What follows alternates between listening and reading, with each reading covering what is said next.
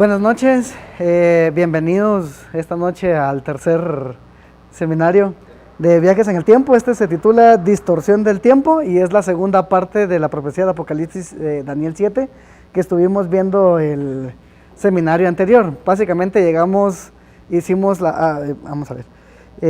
una comparativa en relación a la profecía de Daniel 2 y la primera parte de Daniel 7 y vimos que son muy paralelas, pero que en esta ocasión tiene una ampliación, dándonos más detalles entre lo que es el final de la visión de Daniel 2 y la división de los reinos. Ahora, en esta noche, ustedes habrán visto algunos personajes, caricaturas, juegos, películas, etcétera, donde hay seres que pueden ver ciertas distorsiones en el tiempo o alterar el tiempo, otros regresar en el tiempo. Hay otros en otras series que tal vez tienen la capacidad de ver aparentemente diferentes tipos de tiempo. Sin embargo, esas son imaginaciones y quizás deseos de poder manipular algo que realmente está totalmente fuera de nuestras manos. Sin embargo, ahora, alteraciones que sí existen en la realidad, en nuestro, no diario vivir porque no lo tenemos cerca, pero sí existe en la realidad, es el hecho de que hay lugares en el universo donde el tiempo es distinto, no es igual que el nuestro. Hay seres que han de contar sus años o sus días en diferentes horas a las que nuestro tiempo en nuestro mundo se marca. No sé si han escuchado acerca de un concepto que se llama singularidad, que se da acerca de los objetos conocidos como agujeros negros, donde el tiempo allí transcurre muy diferente al nuestro. Eso es una realidad. Entonces, de la misma manera lo menciono porque van a ver que hay unos eventos en esta profecía que no ocurren en nuestro mundo. Así que entonces estamos hablando de que no les podemos aplicar el mismo tiempo que nosotros manejamos. Es un tiempo distinto al que nosotros conocemos en nuestro mundo. Ahora, yendo al resumen que les mencionaba, en la visión o en el seminario, el primerito que vimos acerca de Daniel 2, simplemente era una secuencia de 4 reinos, el cuarto reino dividido, y la piedra que caía y se volvía en el reino eterno. Esa era la única descripción que daba de esta visión. Pero cuando pasamos a la profecía de Daniel 7, nos da una secuencia de 4 bestias, que en teoría son equivalentes a los 4 reinos, y el equivalente a la división del cuarto reino son los 10 cuernos que tiene la cuarta bestia, que no describe, no haya algo semejante que haya visto, y entonces dice es una bestia indescriptible, y aparte agrega otros elementos extras. Por ejemplo, menciona que ve que hay tronos, se sienta un juez, se abren unos libros y entran miles de miles que sirven en ese momento, pero hay millones de millones que asisten y presencian ese evento. Después se condena porque surge un cuerno pequeño de entre los cuernos, los 10 cuernos que tenía esta cuarta bestia, y entonces habla grandezas, habla cosas en contra del Altísimo, menciona allí. Y lo que sucede es que cuando están realizando el juicio, después de eso se le condena, se destruye, muere a fuego, y entonces ahora sí el equivalente a lo que sería la roca, viene y se da este reino eterno a alguien que se le hace llamar allí el Hijo del Hombre, y este lo comparte con algo que llama el pueblo de los santos. Ahora, en aquella ocasión vimos estas comparativas acerca de las visiones. Y aquí si se dan cuenta, la visión era más corta, era breve, por eso les decía yo en el seminario que era importante que aprendiéramos lo más sencillo, porque entre más avanzamos, Daniel 7, Daniel 10, 11, 12, eso se hace más extenso y da una enorme cantidad de detalles. Ahora, si comparamos la de Daniel 7 con la de Daniel 2, solo las primeras partes son paralelas y equivalentes, y luego lo que nos hace la visión es darnos más detalles entre la división del cuarto reino y el final. Ahora, nosotros llegamos hasta acá en el seminario anterior, donde la cuarta bestia surgían los 10 cuernos y comenzaba a surgir un cuerno pequeño. Lo vimos en la historia que el cuarto reino, el más grande, temible, e inclusive lo comparaba con hierro, en esa ocasión era el reino de Roma, que fue destazado por las 10 tribus bárbaras que en algún momento las tuvo bajo su poder y le servían de peones para librar otras guerras. Y entonces en esa división fue donde nos quedamos. Bueno, ¿qué sigue? Les mencionaba que muchas de estas tribus bárbaras tienen descendientes que hoy por hoy Hay países que tienen su lenguaje, tienen su cultura, son descendientes de ellos, pero hay otras 3 que no aparecen. La profecía menciona que para que este cuerno pequeño llegara a tener el máximo poder, tenía que derribar 3 de esos cuernos. Ya traducido, vimos que los cuernos representan reinos que surgen de este reino dividido de Roma, y entonces este cuerno pequeño no descubrimos su identidad, simplemente vimos las 8 características que tenían. Son estas características. El cuerno pequeño tiene que surgir después de la 4ª bestia, tiene que surgir después de los 10 cuernos, y en el momento de crecer o surgir, derriba 3 cuernos, derriba 3 reinos. Lo otro es que cuando su crecimiento se le ve, al inicio es pequeño, pero cuando él vuelve a ver este cuerno, dice que es más grande que los 10 cuernos que habían surgido inicialmente de la bestia.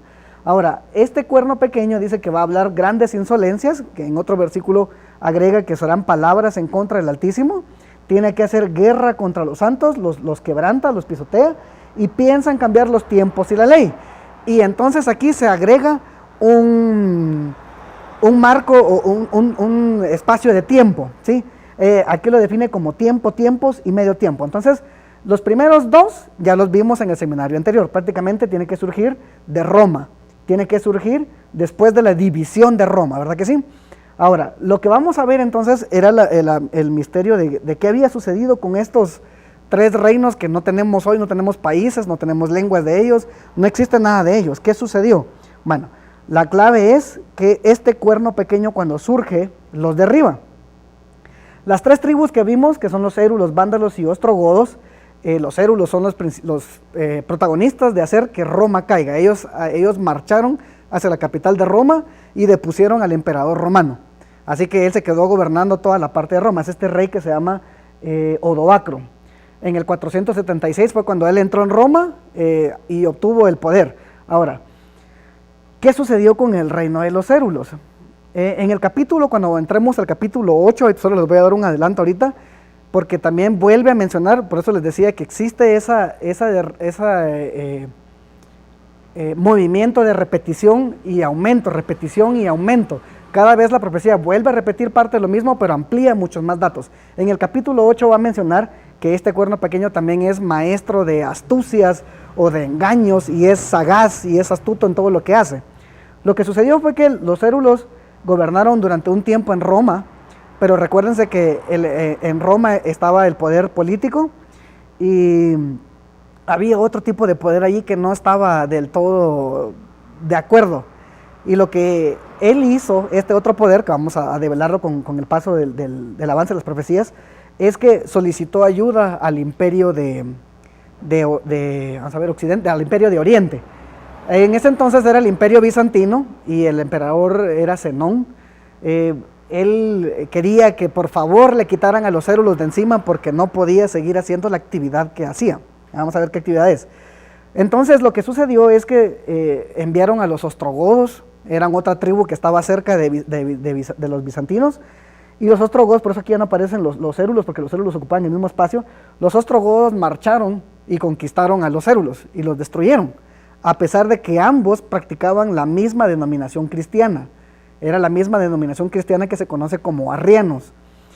Ellos fueron enviados por los bizantinos y destruyeron. Ahora, ¿qué sucedió? Que el mismo poder que hizo que los bizantinos enviaran a los ostrogodos no obtuvo lo que quería, no obtuvo la libertad para poder hacer lo que quería, y los ostrogodos también los reprimieron. Entonces, con el paso del tiempo, nuevamente se envían otra vez cartas y misivas para que los bizantinos vuelvan a enviar ayuda para poder ayudarlos. Mientras tanto, la tribu de los vándalos, que era en el norte de África, ellos habían llegado desde el norte de Europa, habían cruzado, habían llegado hasta la parte del norte de África, y ellos definitivamente no se llevaban bien con los cristianos, especialmente los cristianos denominados en ese entonces como cristianos católicos. Y lo que hicieron ellos fue quemar iglesias, quemar las casas, quemar las familias de los nobles. Por eso ese término vandalismo viene de esa época, de toda la barbarie que ellos hicieron al tratar de destruir a la iglesia romana. Lo que sucedió entonces es que también volvieron a pedir ayuda y que por favor vengan a ayudarnos, y Belisario, un general del imperio bizantino, llegó con un ejército y arrasó con los vándalos en el año 533. Y a partir de allí, la tribu vándala dejó de existir. Y los érulos dejaron de existir cuando Teodorico, que era el rey general de los godos, de los ostrogodos, invadió Italia y destruyó a los érulos. Así que solo quedaban los ostrogodos. ¿Y qué sucedió con ellos? Aquí les puse dos fotos de dos personajes. Este personaje es Arrio. Él es el que le dio el cristianismo a estas tres tribus bárbaras, pero la identidad que él manejaba acerca de que Cristo Jesús no era una deidad, sino era un ser humano supeditado, que tenía superpoderes, etcétera, supeditado al Padre. Esa era la enseñanza que él les había dado a estos tres, y por eso no se llevaban bien con la iglesia romana, que era la iglesia popular en ese entonces. Ahora, este señor que está aquí en el 526 murió encarcelado. Un año antes, él fue enviado por los ostrogodos para que imploraran ante los bizantinos que dejaran de perseguir a los arrianos. Pero no le funcionó, y cuando regresaron le dijo: mira, no cumpliste la misión, te vas a la cárcel. Y ahí en la cárcel fue donde él murió, ¿sí? Entonces es una lucha religiosa militar. Eso fue lo que sucedió. Por eso fue que esas tres tribus ya no existen hoy en día. Fueron aplastadas por un imperio que tenía unida lo político con lo religioso. Pero esta parte que quedó acá, básicamente quedó un vacío político, porque era una matanza entre los reyes, los dirigentes, y entonces quedó un vacío. Ahora, dice la profecía que este reino sería diferente de los demás, no sería un reino como los anteriores. También menciona que iba a ser más grande que sus compañeros. Ahora vamos a ver en qué sentido llegó a ser más grande. Por ejemplo, tenemos al emperador Constantino. Era un emperador de Roma, de la Roma legionaria, pagana, imperial, y pasamos al año 476, siempre sigue siendo un rey militar. Él es el que depone al último emperador de la Roma occidental, y llegamos a Clodoveo. Ahora este nombre lo puse, realmente estos dos forman parte de las tribus que desaparecieron. No metí aquí a los vándalos porque este personaje de aquí jugó un papel importante. Cuando ellos estaban luchando por tomar Roma, el obispo de Roma había enviado nuevamente cartas a los bizantinos y les dijo: miren, necesitamos apoyo, que nos quiten aquí. Pero ellos no podían solo contra las tribus de los ostrogodos, así que enviaron a Clodoveo para que tomara y hostigara a las tribus visigodas y ostrogodas de la parte del norte de Italia. De esa manera entonces era como: no puedo atender dos flancos. Y de paso a este señor en el 508 y 9 más o menos, llega el obispo de Roma y lo corona a él como rey de los francos. Y acto seguido, Clodoveo ahora en agradecimiento le dice: ok, tú eres... Ahí la iglesia en ese entonces se manejaba por obispados, pero después de eso, este rey Clodoveo le dice: bueno, tú eres papa, eres el obispo de obispos. O sea, para él llegó a ser tan importante que entonces pone a su disposición sus tropas. Así que atacan desde un lado los francos, y los bizantinos atacan desde otro lado y destruyen al imperio o al reino de los ostrogodos, dejando un vacío en el reino. Ahora, cuando ustedes ven más adelante, conforme pasa la historia, van a encontrar una cantidad de reyes que, de alguna extraña razón, si se dan cuenta, todos los reyes y emperadores anteriores respetaban o mantenían distanciada la parte religiosa, pero llegamos a un punto de la historia donde los reyes parecía que no podían gobernar, no se podían casar, no podían dar edictos, nada, si no tenían la aprobación del obispo de Roma. Hubo un cambio tremendo, eso es lo que vamos a ver más adelante. ¿Qué sucedió? Bueno, pasamos de ser un imperio romano o de una Roma pagana a una iglesia romana o una Roma papal que era más grande que los ejércitos. O sea, ¿cómo llegamos a esa parte en la cual los ejércitos no tenían miedo ante armas, no tenían miedo ante catapultas, flechas, lanzas, sino tenían miedo a que les dijeran que no iban a entrar al reino de los cielos, por ejemplo? ¿Sí? Algo así. Ahora, tenemos la otra característica, que es: habla grandes cosas, palabras en contra del Altísimo. Puse dos ejemplos, pero hay un montón de evidencia, ustedes pueden buscar en la historia.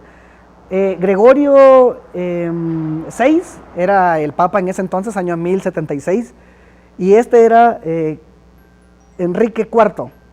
rey del imperio sacro alemán. Grandísimo, ustedes pueden ver pueden buscar en la historia el tamaño de este imperio, era grande, pero fue amenazado por el Papa y se le dijo, mira, si no me venís a obedecer, etcétera, porque habían ciertos roces ahí entre ellos, ya no eres digno de gobernar. O sea, su familia, su ejército, todo era una nada a comparación de lo que él le dijera. Y este señor caminó durante días en el invierno, estuvo descalzo esperando 3 días a que lo atendieran afuera. O sea, hizo esperar a un rey, quiere decir que era más importante que un emperador. Encontramos también en el año 1570 a Pío V, que tiene la autoridad de decirle a la reina de Inglaterra, y por eso es que hay una gran separación, si ustedes buscan en la historia, Inglaterra y Roma no se han llevado muy bien desde el protestantismo, y entonces le dice, eres una maldita hereje, y todos los que te siguen en tu reino no deberían de obedecerte porque eres una hereje, eres una desobediente, no deberías de gobernar. De hecho, la historia confirma que hubo unos intentos de asesinato ahí, pero la guardia o los ministros que eran fieles a la reina la protegieron. Esos son palabras grandes en contra de gobiernos, en contra de imperios. Ahora, la profecía menciona que hablará cosas en contra del Altísimo. Encontramos a Julio II en el año 1512, aquí está la cita del libro, hay una parte donde llegan y le dicen, mira, tú puedes hacer todo lo que quieras, tienes la autoridad aquí completa en la tierra, porque tú eres Dios aquí en la tierra. O sea, a Cristo lo querían apedrear porque le dijeron que él era Dios o el Hijo de Dios, y aquí tenemos a otro ser humano que él ni siquiera les dijo, no, así como el profeta Juan cuando se inclina ante, y le dice, no te inclines ante mí, yo soy igual que tus siervos los profetas, o sea, somos servidores, pero aquí no, él acepta esa adoración, acepta esas palabras. Ahora, más adelante en 1890, León XIII, aparte este señor, él era el que dirigía los ejércitos, o sea, vean cómo ya no era solo un líder religioso, era líder de ejércitos. A él se lo menciona en la historia que él llevaba al ejército a donde él quería que el ejército atacara y conquistara ciertos lugares. León XIII, en este libro que se llama Acerca de los principales deberes de los cristianos, que fue escrito en el 10 de enero de 1890, él dice también, nuevamente, que el papado tiene totalmente la autoridad. O sea, lo que ellos digan es como que si Dios lo dijo. Si ellos lo aprueban, es como que si Dios lo aprueba. O sea, hacen esa comparativa y toman esa autoridad. Otra característica que da es, hace la guerra contra los santos. Una de las características del cuerno pequeño es que dice que hará la guerra en contra de los santos. Ahora, aquí encontramos algunos de los pocos eventos que hay. La cruzada en contra de los albigenses, 1209 a 1244. La matanza de los valdenses en 1561. O sea, todas las personas que no estaban de acuerdo a lo que ellos decían, porque no estaba de acuerdo a las escrituras, sino simplemente estaba de acuerdo a lo que ellos querían decir y querían aprobar, eran perseguidos y asesinados. En Holanda en 1568 a 1648 también fueron perseguidos muchas personas que no estaban de acuerdo con lo que ellos decían. Llegamos a esta pintura, es de la matanza de los hugonotes, que fue en San Bartolomé, la noche del 23 para amanecer el 24. Ya habían ciertos eventos antes, una lucha ahí de política, pero al final ellos dijeron, bueno, los hugonotes eran como protestantes, y entonces parecieran ser como partidos que estaban tomando ciertas ventajas en el gobierno, y esa noche, sin aviso, sin nada, rompieron puertas, entraron por ventanas, sacaron a las gentes, las mataron en la calle, o sea, a sangre fría, sin aviso, mujeres, ancianos, niños, todos asesinados en esa noche. Más o menos 20,000 personas asesinadas en Francia en esa noche, ¿sí? Ahora, si ustedes ven la historia de Roma, ustedes van a encontrar que también mataron cristianos. El imperio pagano también mató cristianos en estos circos, en las bestias, con gladiadores, eran metidos para que fueran asesinados. Pero estos, cuando ustedes hacen el conteo, algunos les bajan, pero como sea, son miles, no son muchos, por así decirlo, ¿verdad? Son miles de miles. Pero cuando ustedes investigan la matanza que llevó a cabo solo la Inquisición, no vamos a meter cruzadas, no vamos a meter, solo la Inquisición, más de 50 millones de personas en el mundo. Imagínense, buscan todavía alemanes allá por Argentina porque mataron 6 millones de judíos, pero estos que mataron casi 100 millones de personas, nadie los busca, ¿sí? Ahora, ¿qué sucedió? ¿Por qué llegaron a este tipo de eventos? Bueno, hay un libro que se llama la Nueva Enciclopedia Católica. Dice, bajo la influencia germánica se usó muy poco la tortura, pero con el resurgimiento de la legislación romana, esa costumbre se restableció en el siglo XII, y en 1252 un papa que se llama Inocencio IV, él dijo, está bueno que torturen y maten a los que no quieren obedecer a nuestra iglesia, ¿sí? Y a partir de ahí comenzaron una serie de movimientos y persecuciones que mataron millones de personas. ¿Pueden creer ustedes que llegaron a matar tantas personas que tenían huesos, cráneos? Ya no sabían ni dónde ponerlos. ¿Qué se les ocurrió hacer? Iglesias. Hagamos iglesias con los muertos. Hagamos iglesias con los restos de ellos. ¿Les parece que un sistema que predica ser de Dios puede llegar a hacer esto? Ahora, también menciona que este sistema pensará en cambiar los tiempos. ¿Qué día estamos hoy? Martes. ¿Quién les dijo que es martes? ¿Quién les dijo que los días de la semana tienen nombres? Porque ustedes buscan en la Biblia y los días no tienen nombre. Solo un día en la semana tiene nombre. ¿Quién les dijo que los días de la semana tienen nombres? Roma, ¿sí? ¿Quién les enseñó que el año tiene 365 días? Porque en la Biblia no aparece así tampoco. Roma, ¿sí? ¿Quién les enseñó que los días se cuentan de medianoche a medianoche? En la Biblia se cuentan de puesta de sol a puesta de sol. Roma se lo enseñó al mundo, ¿sí? Y así les puedo poner varios ejemplos. Los nombres de los meses, o sea, miren, son un montón de cosas que todas provienen de Roma. Dice que era el imperio más grande que existía. ¿De dónde viene el tener diputados? De Roma. ¿De dónde viene el tener senadores? De Roma. Los tres poderes, el legislativo, judicial, de Roma. ¿Sí? Va. Ahora, antes de Roma, otra vez Roma. Este calendario es el calendario gregoriano, es el que nos manejamos hoy en día, pero antes de ese existía otro calendario romano llamado calendario juliano, ¿sí? Que de paso hubo hoy unos errores, del 4 se saltaron hasta el 15 por hacer ese cambio en los calendarios, se perdieron unos días, también perdieron como 3 años, es una cosa ahí bien compleja, pero Roma cambió los tiempos, ¿sí? Tanto imperial como la papal, ¿sí? Está comprobado. Bueno, también dice que intentará cambiar la ley. Ahora, no está hablando de las leyes de la Constitución, las leyes de los derechos, eso es algo inherente. Cuando se menciona la ley, está hablando de una ley en específico, ¿sí? Ahora, ustedes pueden buscar los 10 mandamientos y los encuentran en Éxodo 20 y encuentran otra repetición en el libro de Deuteronomios. Y aquí es curioso, sacado del catecismo, hasta te ponen la cita, pero realmente no está así, en el original no está así. Pero ellos te ponen esta variación de mandamientos, ¿sí? Omiten por ejemplo, amarás a Dios sobre todas las cosas, no tomarás el nombre de Dios en vano, ahí estamos similar, no, desde ahí lo cambiaron.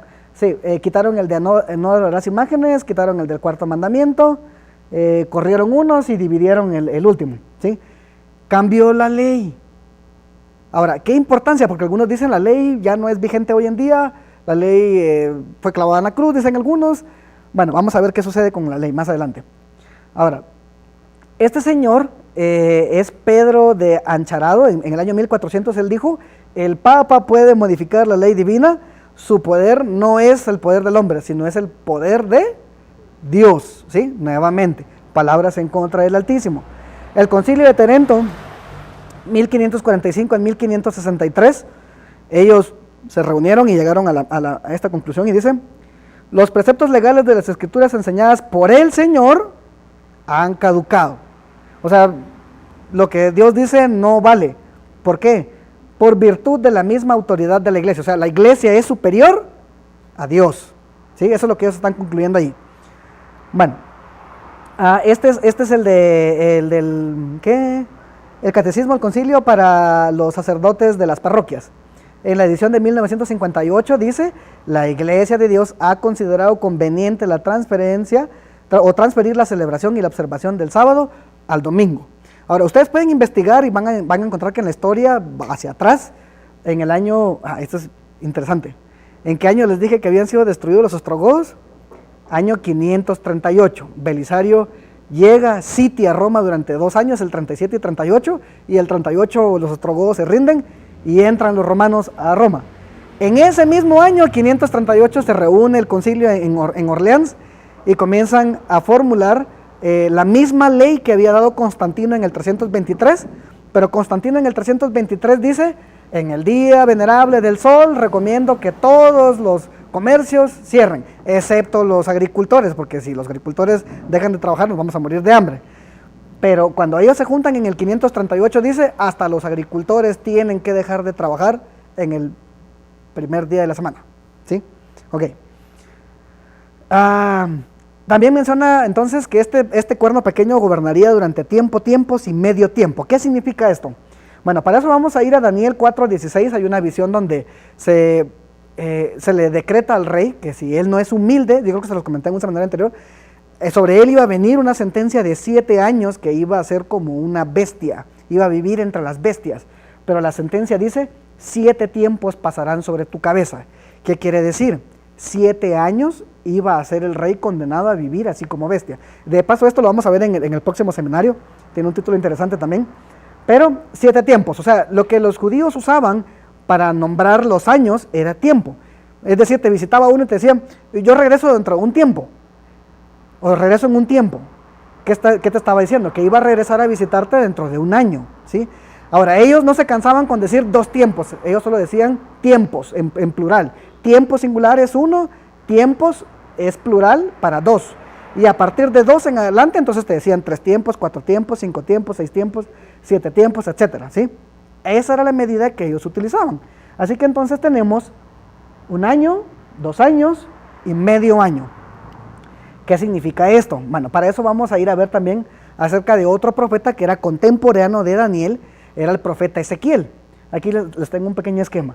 El profeta Jeremías ya era anciano cuando ellos eran niños y vivían en Judea, cuando el rey Nabucodonosor llegó y los deportó. De hecho, Daniel se fue en la primera deportación y Ezequiel se fue en la segunda deportación. Ambos eran jóvenes, eran relativamente no adolescentes, ya eran jóvenes, ya tendrían entre 17 y 20 años.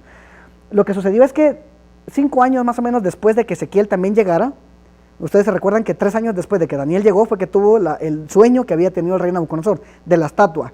Pues unos años después, Ezequiel también comienza a tener sueños y a tener profecías concernientes al pueblo en ese momento y también otras hacia el futuro. Bueno, el profeta Ezequiel, que fue contemporáneo de Daniel, él recibe en una visión y está registrada en Ezequiel 4:6, donde dice: cumplidos estos te acostará sobre tu lado derecho por segunda vez y llevarás la maldad de la casa de Judá 40 días, día por año te lo he dado. Es una visión donde también nuevamente les dice que el pueblo de Israel sufrirá ciertas cosas, pero lo interesante es que el profeta duerme durante ciertos días y él le dice: bueno, esos días son años que sufrirá el pueblo, ¿sí? También lo encontramos en Números 14:34, donde el pueblo de Israel intentó entrar a Canaán y durante 40 días espiaron Canaán y se recuerdan que no quisieron entrar porque no confiaron en la promesa y se rebelaron, etcétera. Y él les dice: bueno, lo que va a pasar es que se van a ir al desierto, esos 40 días que pasaron allá, van a pasar 40 años allá. Y toda esa generación que vino por primera vez, no va a haber ninguno de ellos cuando ustedes regresen nuevamente, ¿sí? O sea, día por año nuevamente. Ahora, ¿qué significa entonces? Que cada día que encontremos en profecía realmente equivale a un año literal humano, ¿sí? Entonces, aquí está la equivalencia. La profecía mencionaba que este cuerno pequeño gobernaría durante tiempos y medio tiempo, que equivalen a 1 año, 2 años o medio año. Y si lo convertimos a días, serían 360 días, 720 y 180, que nos dan 1260 días proféticos. Pero según lo que vimos con estos otros 2 profetas, es que en realidad corresponden a 1260 años que este sistema gobernaría. Ahora, ¿es esto cierto? ¿Es esto real? Cuando vemos que Teodorico es asesinado por Belisario y el ejército en el año 538 y entonces Roma queda libre, y se recuerdan que les digo que se reúne el concilio de Orleans para comenzar a mediar ciertos decretos. Desde allí ustedes le suman 1260 años y va a caer hasta 1798. ¿Qué sucedió en 1798? Por eso les puse aquí acerca del rey Clodoveo. Los francos fueron una pieza especial para poder ceder y liberar a Roma de estas tribus arrianas. Los francos ayudaron a Roma a poder ascender. Ahora, ¿qué sucedió? En 1798 está en pleno apogeo la cuestión de la Revolución Francesa, y lo que sucede es que hay una lucha de poderes ahí entre el emperador Napoleón y el papado. Se recuerdan que durante la Edad Media el papado era lo máximo, o sea, todos los reyes y todos los emperadores tenían que ir a ellos.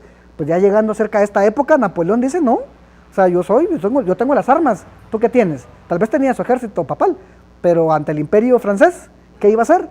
Y no quiso ceder, había una lucha de poderes, total que entonces Napoleón envía al general Berthier, entra, toma, pues si hay una guerra ahí, una matanza y todo, entra al Vaticano, se lleva preso al Papa, lo meten en la cárcel y murió ahí en el exilio. 1260 años después de que los francos ayudaran a que Roma ascendiera, los mismos francos ahora le dan un corte al imperio romano, o la extensión a través de la iglesia romana, ¿verdad? Termina en los 1260 años. Ahora, es interesante porque, déjenme ver si lo puse aquí, sí, aquí está, porque no es que sea destruido este imperio, o este cuerno pequeño no fue destruido, simplemente recibe una pausa. Cuando ustedes ven la visión, en la visión el profeta comienza a ver esta secuencia y el cuerno pequeño que comienza a hablar grandes cosas, y acto seguido él es llevado a otra escena, a una escena donde se sientan, donde se ponen tronos y se abren libros, el juez se sienta y entran millones de seres que no son seres humanos, porque después él dice y él ve, entre todos esos puedo ver uno que se parece al Hijo del Hombre, ahí vamos a ver más adelante. Ahora, si todo esto se ha cumplido, inclusive la historia acerca del cuerno pequeño, y han visto cómo tiene la secuencia, cómo tiene el orden, algunas personas dicen, no, esto se cumplió antes y se cumplió en una persona, pero todos esos eventos que calcen en una persona no hay. Y entonces otros dicen, va a ser en el futuro, pero en el futuro otros 1260 años, no creo, ¿sí? O sea, tiene que ser una aplicación historicista, así como lo hemos hecho hasta ahorita. Ahora, nos faltan estos otros pasos que están aquí al frente de la visión. Dice que lo siguiente que sigue es que se sienta el juez, y después de que se sienta el juez, entonces este cuerno pequeño ahora sí es destruido con la bestia, y la descripción es que tiene que ser destruida con fuego. Actualmente no ha sido destruida con fuego, eso lo vamos a ver cuando lleguemos a ver las profecías de Apocalipsis, especialmente la condenación de la ramera. Ahí dice que va a ser destruida con fuego, pero las otras bestias tampoco fueron destruidas de un solo, sino que dice que se les dio un poquito más de tiempo de vida, y dice hasta cierto punto, o sea, es un poco extra, eso también aparece en el libro de Apocalipsis. Ahora, termino nuevamente con el Hijo del Hombre que llega, y es dado el reino eterno a los santos. Si se dan cuenta, en la primera visión yo les había dicho que ¿dónde estábamos? Estábamos al final del reino dividido, porque no ha llegado el reino eterno, ¿verdad? Pero acá hay más elementos, y ahora ya pasamos nosotros acerca de estos 1260 días. ¿Será que ya pasó la parte donde se sienta el juez? Porque no nos da una fecha, no nos da un evento. Esto lo vamos a ver en Daniel 8. Ahora, ¿qué sucede con los tronos que son puestos? Bueno, el juicio, por lo menos hay 4 veces en esta profecía que se menciona nuevamente el juicio. Algunas personas tienen miedo en relación al juicio porque, pues, tristemente nuestro sistema judicial está corrompido actualmente. Ustedes han visto las noticias, ahí hay una lucha de poderes, pero este juicio es el más justo del universo. Tiene leyes perfectas, y más interesante aún es que la descripción en estos 4, cada vez que se menciona el juicio, en estos 4 versículos no es algo de temer, sino dice, el juicio es para detener a la bestia, condenarla, y el reino es dado a los santos, ¿sí? No es algo que deberíamos de temer, o sea, no es algo que deberíamos de temer. Quizás algunas personas han distorsionado esto. Ahora, ¿qué sucede con el Hijo del Hombre? Yo les mencionaba en el seminario anterior que esa frase de hijo de Adán o hijo del hombre muchas veces se refiere a los seres humanos. Cuando se habla, por ejemplo, cuando hablan con el profeta Ezequiel, a él le dicen, hijo de hombre, yo te voy a enviar, ¿sí? Está hablando, tú eres un ser humano, ve a los tuyos, ve a los seres humanos. En Salmos 115 al 15 dice que la tierra es dada a los hijos de los hombres. Por eso vimos en otros seminarios anteriores que esta tierra nos pertenece, pero hay otros seres que están acá que no son seres humanos, pero están entre nosotros. Lo hemos visto en otros seminarios. Salmo 52:2 dice que desde lo alto en el universo observa a los hijos de los hombres. Ahora, Más adelante en el Nuevo Testamento, Jesús se describe a sí mismo también como hijo de hombre, porque él era un ser humano, ¿sí?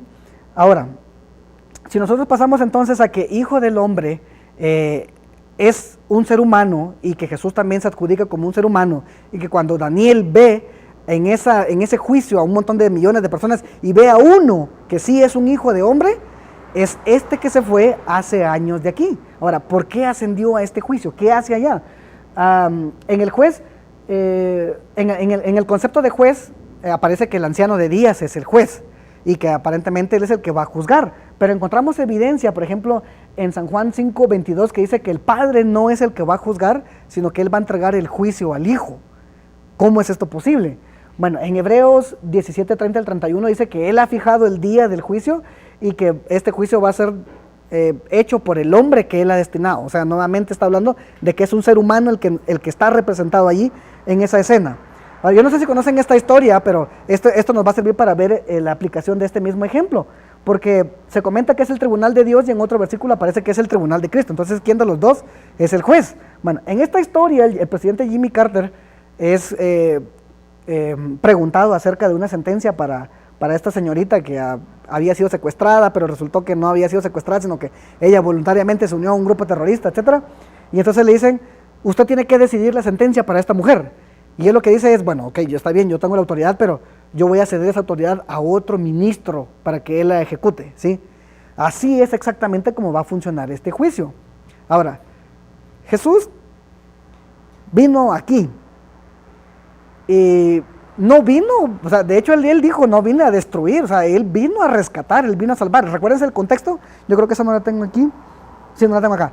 El contexto que les había puesto es que en el universo hubo una anomalía, hubo una rebelión, hubo una guerra. Algunos seres fueron restringidos a este planeta, están aquí, influencian a los seres humanos, pero la misión es rescatar a la raza humana y que pueda ocupar ese lugar que ellos dejaron vacíos allá, ¿verdad? Es lo que hemos estado repitiendo.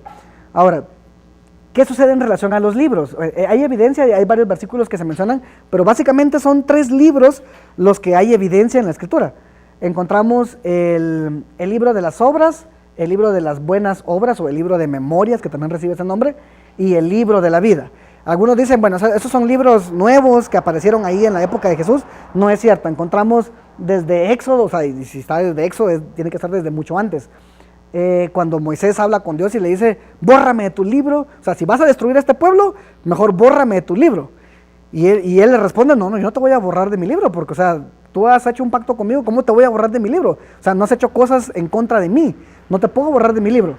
Ahora, ¿qué sucede entonces en un libro? En el libro de Malaquías dice que el pueblo se estaba quejando porque ellos veían, y nosotros lo hemos visto también aquí, personas malas que hacían un montón de cosas malas y les iba bien en la vida, obtenían casas, dinero, puntos, etcétera, y les parecía que les iba bien, y entonces ellos decían, pero Señor, nosotros te estamos obedeciendo porque a ellos les va bien y a nosotros nos va mal, y estamos haciendo cosas buenas, y le dice, porque no se preocupen, todo eso que ustedes están haciendo, hay un libro de las memorias, donde todas esas obras buenas están siendo apuntadas, y en Apocalipsis 21 al 27 dice que fueron abiertos los libros, y lo que en estos libros hay, son las obras que cada uno hizo, y sobre esas obras dice que en teoría, son juzgados para decidir si van a un lado o al otro, pero realmente ese libro solo es como un historial.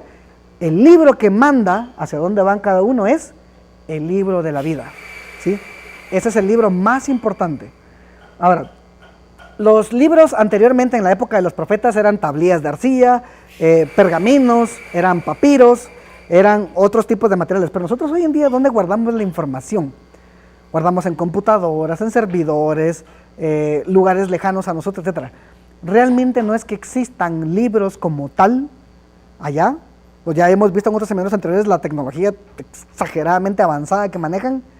No son libros, ¿sí? Pero es el símbolo que a nosotros nos representa que hay un registro de cosas, ¿sí? Un registro de cosas. Ok. ¿Qué se refiere con la ley? En un juicio, por eso es que el cuerno pequeño trataba de destruir o de cambiar la ley, ¿verdad? Porque en un juicio, ¿qué es lo que sobre qué se van a basar? Es decir, ¿cómo yo voy a saber que transgredí la ley de no manejar a más de 70 kilómetros? Tiene que haber una ley que me diga que no puedo pasar de 70. O sea, si yo la paso, entonces me dicen, bueno, aquí hay una ley que te dice que no podías pasar de 70 y la pasaste, ¿sí? Entonces, debe de haber un parámetro. Eso no es para salvar, es un parámetro nada más de medición, ¿sí? Guardar la ley no te salva. Eso es importantísimo. Pero te dice hacia qué lado estás yendo. Si estás yendo hacia el lado correcto o estás yendo hacia el lado que no es correcto, ¿sí? Bueno, si hemos transgredido la ley, definitivamente todos hemos transgredido la ley, no hay nadie que sea perfecto. Y entonces hay otra, yo creo que no la metí aquí, sí, no la metí aquí. Hay una, para ponerles, aquí ya voy terminando. El ejemplo más sencillo es, y se los puse la vez pasada, es todos estamos enfermos de una situación que nosotros no podemos arreglar, no nos podemos curar. Pero hay alguien que sí preparó la cura y el resto del universo no estaba seguro, nunca había, así como cuando aquí entró el COVID, nunca habían visto el COVID. Algunos dicen, eso ya lo platicamos otras veces, que venía de los murciélagos. No es cierto, la gente tiene años de comerse los murciélagos, no se los han comido hasta ahorita, siempre se los han comido. Pero era una cosa desconocida, nadie tenía la cura, etc. Y entonces, ahora, viene un ser en el universo y dice, yo tengo la cura para esta situación que desequilibró el universo.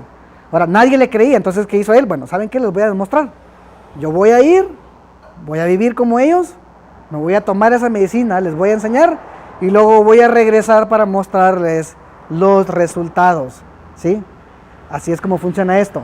Por eso él no se quedó aquí coronado como rey, como emperador de Palestina, etc. Tenía una misión que ir a hacer allá, ¿sí? Ir a presentar los resultados. Ahora, una vez que se aprueban los resultados, entonces dice, bueno, ¿quiénes más tomaron esta medicina? ¿Sí? Pues vamos a ver el libro de la vida, ahí están apuntados todos aquellos que se tomaron esa medicina, ¿sí? ¿Esa medicina la compraron? No. ¿Ellos la fabricaron?